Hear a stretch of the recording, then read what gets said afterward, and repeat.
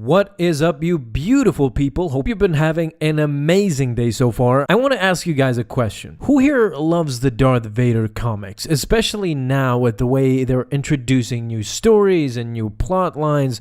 I really seriously can't wait for the new issues to come. I'll be sure to bring you guys all of those, but for today I want to give you the full video, the full comic of Darth Vader issue number 20. Give it a like if you enjoyed, guys, and check the description for the giveaway contest going on right now. But in this case, we're talking about the aftermath of the Heath Koth debacle.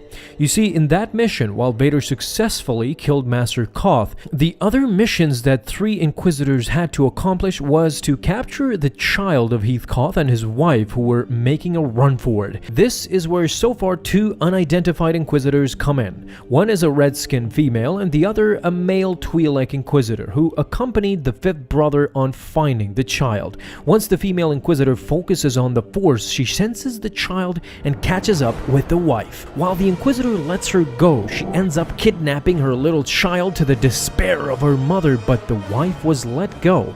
She was not killed. They didn't even think twice about this failure until the night after, when Vader storms into their headquarters. Everyone is stunned. Vader ignites his blade and tries to strike down the female Inquisitor, but the Twi'lek stops him and told her to run. Vader now confirmed his suspicion that there was definitely an attachment between the two, a grave mistake. After all this, they still hadn't learned the true meaning of the dark side. Vader threw him to the wall like a rag doll while the female Inquisitor was running for her life. The Twi'lek stood up, but as much as he wanted to confront the Dark Lord of the Sith, he knew that he would not be able to last for a second. He proceeded to run too, but now Vader was assured that these two needed to be dealt with. And while the Grand Inquisitor tried to talk to Vader asking to help, Vader refused. He will handle this situation by himself.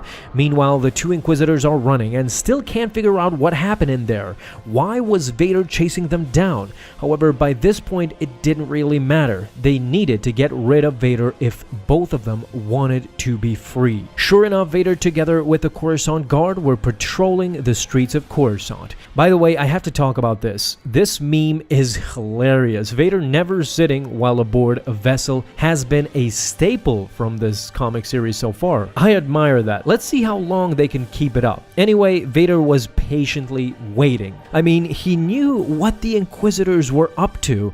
He was just patiently waiting for the attack to come, and sure enough it did. The Inquisitors destroyed the vessel, and when he jumped into another one, the lightsabers came slashing towards him, missing Vader once more. What the Sith Lord didn't think of, however, were the civilians, as a governor down in the park was enjoying a day out on a picnic when suddenly the vessel came crashing down, killing them all on the spot. "Vader's still coming," said the surprised Inquisitor, but now they had him. They first threw a vessel at Vader, however Vader immediately threw it back, and while the Inquisitors weren't harmed, Vader was jumping towards them, and smartly the Inquisitors at that moment used the Force to crush a statue and swing it at him. It worked. The statue hit Vader so hard that the Sith Lord slammed the floor on a nearby balcony. The Twi'lek couldn't believe it. They finally got him. The female Zabrak was cocky as well. Vader deserved what was coming to him as she raised her saber, but suddenly it was Vader. He had lulled the Inquisitors into a trap.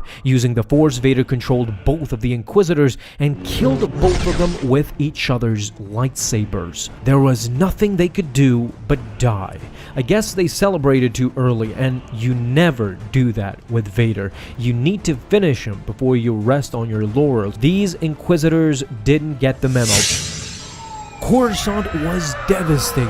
It felt like a war zone, and now Vader had to answer before his master Darth Sidious. First of all, Palpatine was asking for proof, assurance that these Inquisitors were actually traitors. Vader of course presented everything to his master and explained in detail how the woman Inquisitor had made the grave mistake with Heath Koth's wife, how both the Inquisitors had formed an attachment and might have presented a threat in the future. But still, Sidious was furious that it took bashing his capital city to go after two measly Inquisitors. Furthermore, he had inadvertently killed a senator that was working towards Palpatine's plans. While Vader protested, Palpatine simply told him that he still had control over the Inquisitors, but they will no longer reside on Coruscant. They are to be moved off-world immediately so that no more chaos ensues. Sidious then went on to congratulate Vader on eliminating Eth Koth, once a prominent figure in the Jedi Council, but he asked him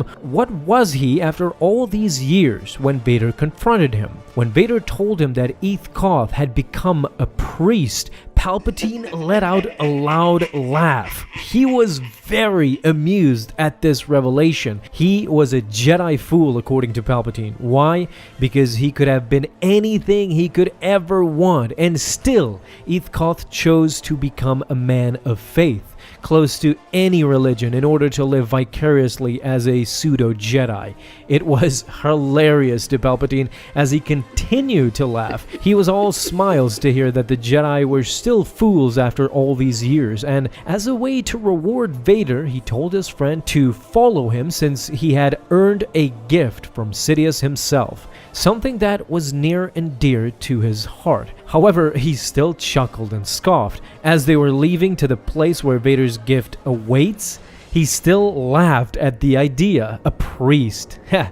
Palpatine still could not let that notion go. Not only was it funny, but it made their job easier. They were slowly assured that the rest of the Jedi survivors would not be far off, either working as clergymen or as protectors. You know, Jedi things. They finally arrived. The gift was something that Vader would not expect to see ever again. It was the Nubian ship that Padme used for the last time on Mustafar. Vader stared at his reflection. He was stunned. The royal vessel of the lovely Padme Amidala. Vader immediately crushed the droid that was restoring it, while Palpatine went straight to business again. But when he told Vader to go immediately to Alderaan and deal with Bail Organa, Vader refused. This angered Palpatine at that moment, but Vader quickly explained he will do whatever task that Sidious requires. The only thing that he asks in return was a world of his own. A world, Palpatine looked at Vader. Now he understands. He wanted a place to hone his skills.